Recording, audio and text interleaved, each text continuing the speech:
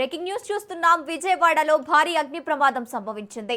Pandit Nehru bus స్టేషన్లోని Shirdi క్యాంటీన్లో ఒక్కసారిగా మంటలు చెలరేగాయి. మంటలు భారీగా ఎగిసిపడటంతో బస్టాండ్ మొత్తం దట్టమైన పొగ కమ్మేసింది. బస్టాండ్లో ఉన్న ప్రయాణికులు ఒక్కసారిగా ఊపిరాడక భయంతో బయటకు పరుగులు తీశారు. క్యాంటీన్లోని వంట గ్యాసు లేదా షార్ట్ సర్క్యూట్ వల్ల ఈ ప్రమాదం జరిగి ఉండవచ్చని అనుమానిస్తున్నారు. బస్టాండ్ వంటి అత్యంత రద్దీ ప్రాంతంలో ఈ ప్రమాదం జరగడంతో అటు అధికారులు ఇటు ప్రయాణికులు తీవ్ర ఆందోళన చెందుతున్నారు. ప్రస్తుతానికి మంటలను అదుపు చేసేందుకు సిబ్బంది ప్రయత్నిస్తున్నారు.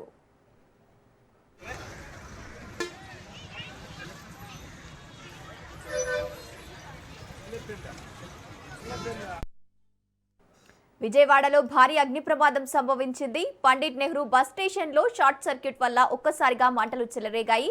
రైట్, ఇక ఇదే అంశానికి సంబంధించి పూర్తి డీటెయిల్స్ మా ప్రతినిధి సాయిబాబు ఫోన్ ఇన్ ద్వారా అందిస్తారు. సాయిబాబు, చెప్పండి, బస్ స్టాండ్ లో దట్టమైన పొగ కమ్మేసినట్టు తెలుస్తోంది. అసలు ఈ ప్రమాదం ఎలా జరిగింది?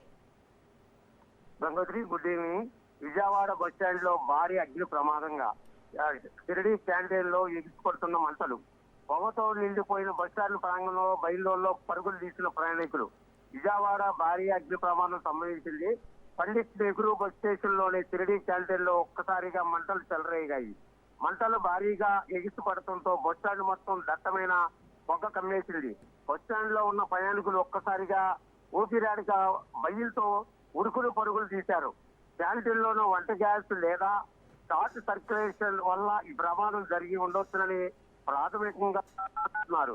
బస్టాండ్ వంటి అత్యంత రద్దీగా ఉన్న ప్రాంతంలో ఈ ప్రమాదం జరగడంతో అటు అధికారులు ఇటు ప్రయాణికులు తీవ్రమైన ఆందోళన చెందుతున్నారు.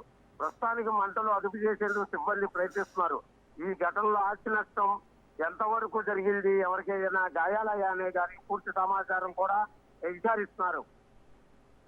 సాయిబాబు, బస్టాండ్ ఆవరణలో అగ్ని ప్రమాదం సంభవించడానికి గల ప్రధాన కారణాలేంటి? ఈ అగ్ని ప్రమాదం వల్ల ఎవరికైనా గాయాలయ్యాయా? ఆస్తి నష్టం ఎంతవరకు జరగవచ్చు? అంటే ప్రస్తుతానికి అయితే ఎవరికి ఏ ప్రమాదం జరగలేదు. ఆస్తి నష్టం మాత్రం లోపల ఉన్న సామాన్లు కొన్ని అంటుకున్నాయి. ఫైర్ స్టేషన్ అధికారులు కూడా తొందరగా స్పందించడం వల్ల భారీ ప్రమాదం మాత్రం తప్పిందని చెప్పొచ్చు.